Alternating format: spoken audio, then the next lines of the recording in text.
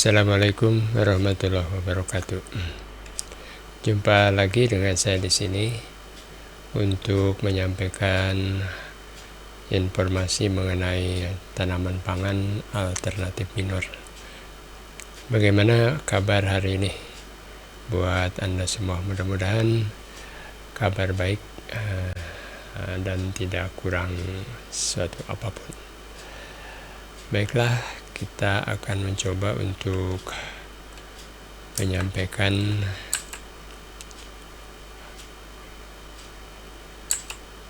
materi dari tanaman ini.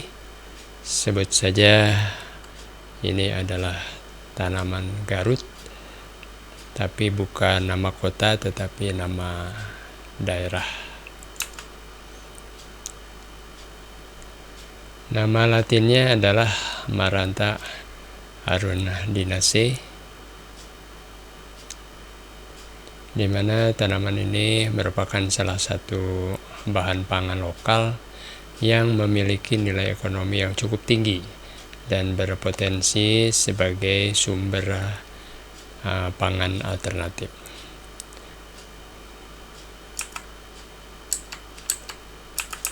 Ini tanamannya ada di belakang saya. Nah, ini adalah umbinya, berwarna putih dan bergaris-garis, serupa dengan lobak, tapi bukan. Kalau lobak tidak beruas-ruas.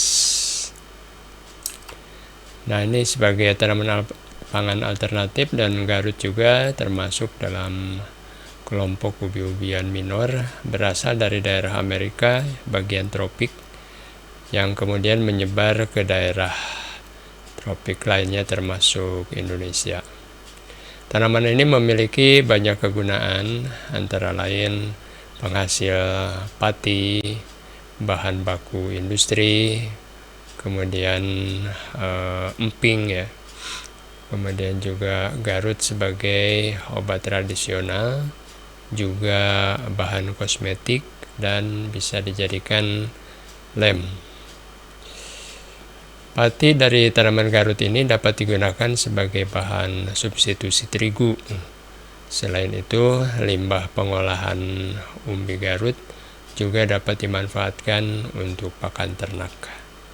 Organ target dari tanaman ini adalah diambil umbinya. Kemudian sentra produksi tanaman Garut antara lain di daerah istimewa Yogyakarta, tersebar merata ke 4 kabupaten, yaitu Bantul, Kecamatan Sedayu dan Pajangan, kemudian Kulon Progo, Kecamatan Sentolo, Landah dan Pagarsi, kemudian Sleman, Kecamatan Prambanan, juga Gunung Kidul di Kecamatan Semin. Luas area pertanaman Garutnya berkisar antara 6.301 sampai 17.847 hektar, dan produktivitasnya 15 sampai 17 ton per hektar. Kita lihat secara tumbuh secara umumnya bahwa lingkungan optimal berkisar antara 25 sampai 30 derajat Celcius, dan ketinggiannya sampai 1000 meter di atas permukaan laut. Dan umumnya tanaman tidak bisa melebihi ketinggian 1000, karena makin tinggi tentunya banyak faktor-faktor pembatas pertumbuhan, antara lain suhu, kemudian kelembaban, kemudian sinar matahari, dan sebagainya. Kemudian curah hujan berkisar antara 1.500 sampai 2.000 mm per tahun, dan pH tanah berkisar antara 5 dan sampai 8. Jadi cukup lebar.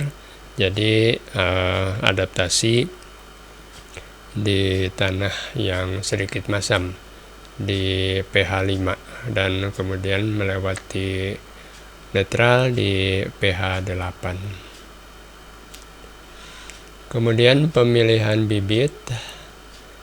Bibit diperbanyak secara vegetatif dengan menggunakan ujung-ujung rizom atau tunas umbi atau beets yang panjangnya 4-7 cm dan mempunyai 2-4 tunas. Kemudian pengolahan tanahnya dengan cara membajak dan mencangkul dengan kedalaman 20-30 cm. Jadi di kedalaman inilah umumnya tanah subur. Lalu membuat bedengan dengan lebar 120 cm dan tinggi 25-30 cm dan panjang itu menyesuaikan dengan besarnya lahan. Kemudian jarak antar bedengan ini 30-50 cm. Pada saat pengolahan tanah dilakukan juga pemberian pupuk kandang sebagai pupuk dasar. Nah, ini untuk golongan ubi-ubian ini untuk pemberian pupuk organik termasuk di sini adalah pupuk kandang atau lebih tepat lagi pupuk kotoran hewan. Ini menjadi penting karena dengan pemberian pupuk organik tanah menjadi porus atau menjadi gembur sehingga nanti pertumbuhan umbinya pun relatif lebih baik. Kemudian penanaman ini penanamannya saat awal musim hujan pada bedengan menggunakan alat tanam dengan kedalaman 8-15 cm. Jarak tanam garut yang umum digunakan adalah sekitar 37,5 cm kali 75 cm.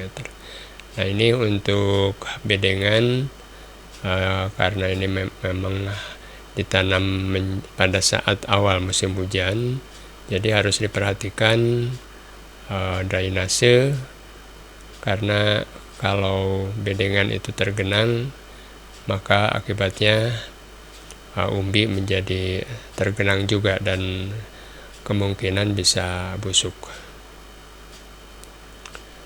Kemudian pupuk lainnya selain pupuk dasar ini dilakukan saat pengolahan tanah, boleh bersamaan dengan pupuk dasar, pupuk kandang tadi. Ini menurut Villa Major dan Jukema tahun 1996. Jadi kita ambil rekomendasi beliau di penelitiannya.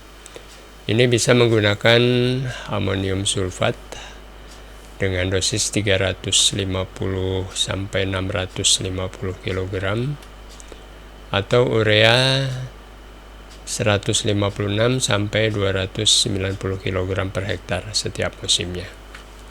Kemudian TSP ini 300 kg, tapi kalau tidak ada bisa digunakan SP36 sebanyak 375 kg per hektar per musim. Pupuk diberikan secara dilarik sepanjang barisan tanaman atau lubang dengan menggunakan tugal. Jadi bisa secara larikan atau barisan, bisa juga dengan lubang tanam dengan menggunakan tugal.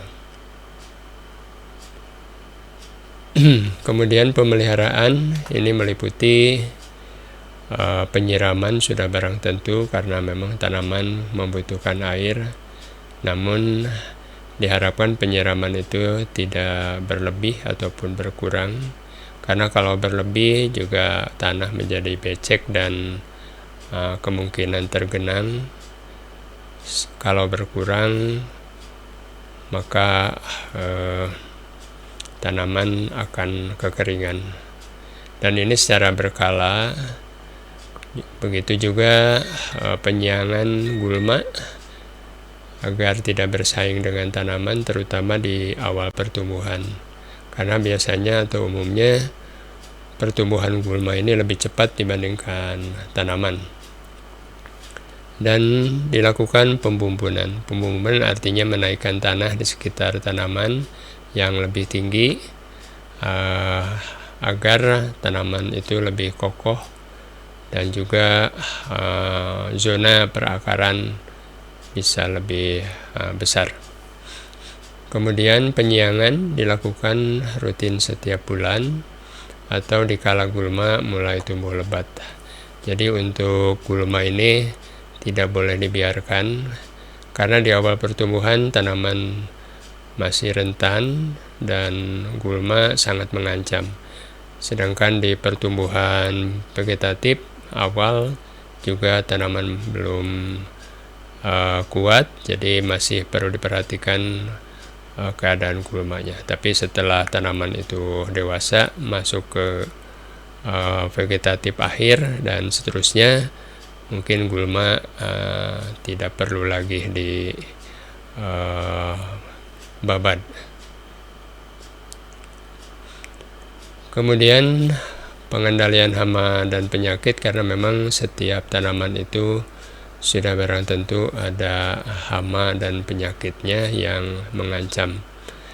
Di sini ada uret, dengan memperhatikan pupuk kandang, karena uret ini biasanya terbawa di pupuk kandang.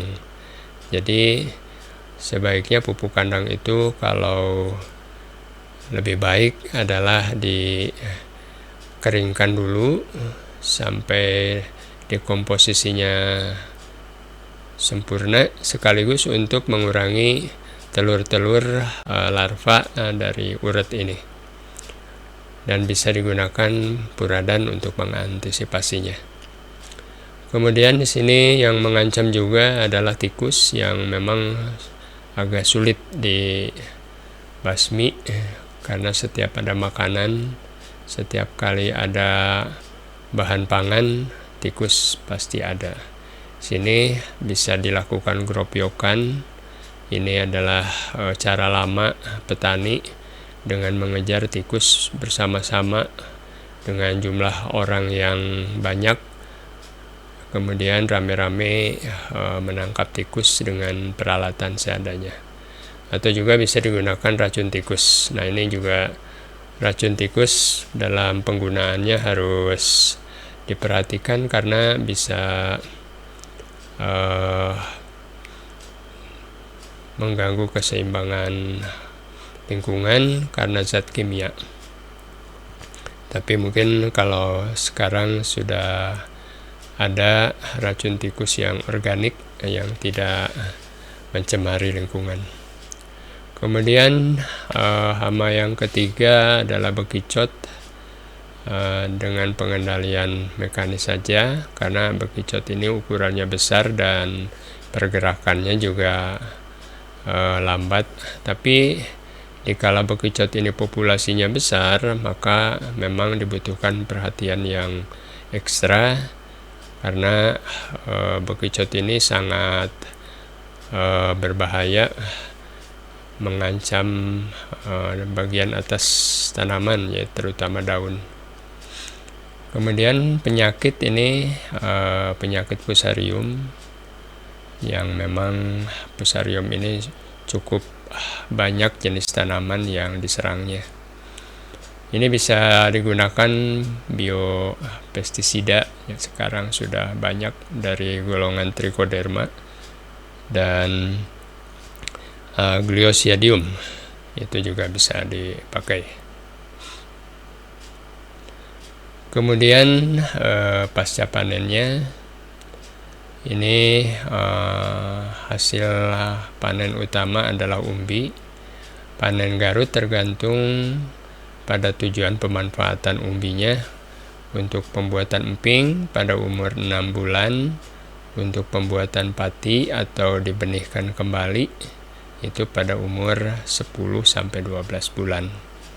Panen dilakukan dengan menarik pangkal batang, kemudian dikumpulkan, dipisahkan umbi dari batangnya dengan menggunakan tangan atau pisau, kemudian dibersihkan. Saat pemanenan rerumputan dan sampah-sampah tanaman itu bisa dikubur di lahan untuk menambah bahan organik. Jumlah panen sekitar 7,5 sampai 37 ton per hektar, tergantung banyak faktor. Tanaman Garut umumnya diolah menjadi tepung Garut, serta produk turunannya. Nah, jadi bisa disimpulkan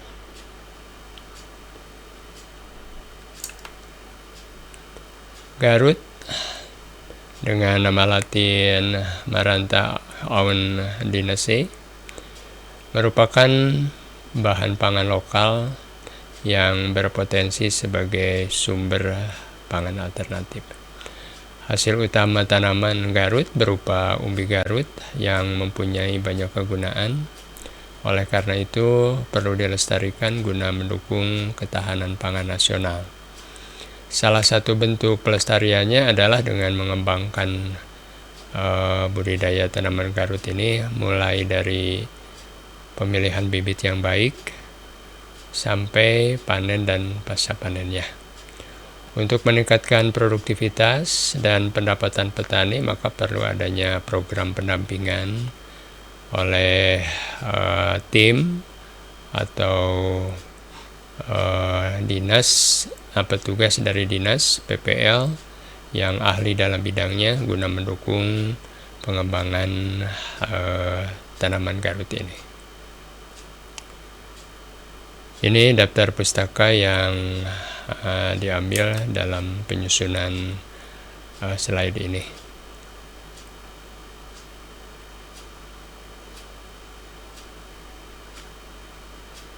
Ya, bagi yang berminat mendalami Garut ini memang cukup menjanjikan, karena memang dilihat dari potensi ini cukup bagus.